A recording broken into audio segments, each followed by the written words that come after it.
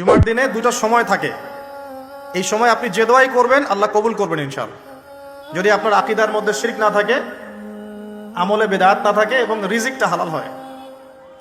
সময়টা হচ্ছে জুমার খুতবা, খতিব যে খুতবা দেওয়ার পরে নামাজ পড়ান না, খুতবার পরে নামাজ পড়ান।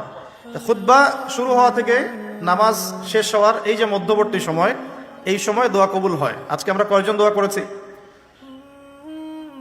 ইমাম সাহেবরা, খতিব সাহেবরা দোয়া করেছেন খুতবায়।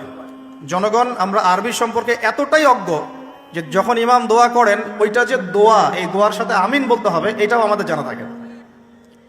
প্রত্যেক মেম্বর থেকে আজকে বলা হয়েছে আল্লাহুম্মা আইজ আল ইসলাম ওয়াল মুসলিমিন। তখন মানুষ বসে বসে আঙ্গুল ফুটায়, মোবাইল টিপে, জানেই না যে দোয়া হচ্ছে আল্লাহুম্মা আইজ আল ইসলাম ওয়াল মুসলিমিন। আল্লাহ ইসলাম এবং মুসলমানদেরকে তুমি ইজ্জত দাও, সম্মান দাও। ওয়াদিল্লাহ শিরকা ওয়াল মুশরিকিন, প্রত্যেক খতিব বলেছেন আজকে আল্লাহ তুমি মুশরিকদেরকে এবং শিরককে অপদস্থ করো।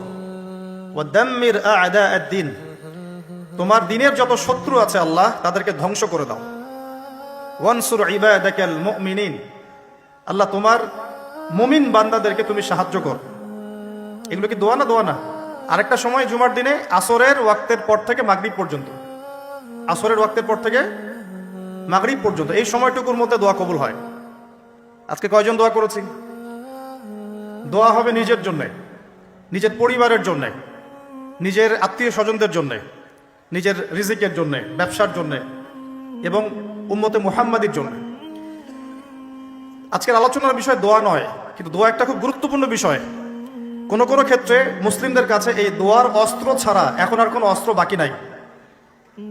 তো এই অস্ত্রটাকে আপনারা প্রয়োগ করতে পারবেন না? পারবেন না? আল্লাহ পাক তৌফিক দান করুন, আমিন।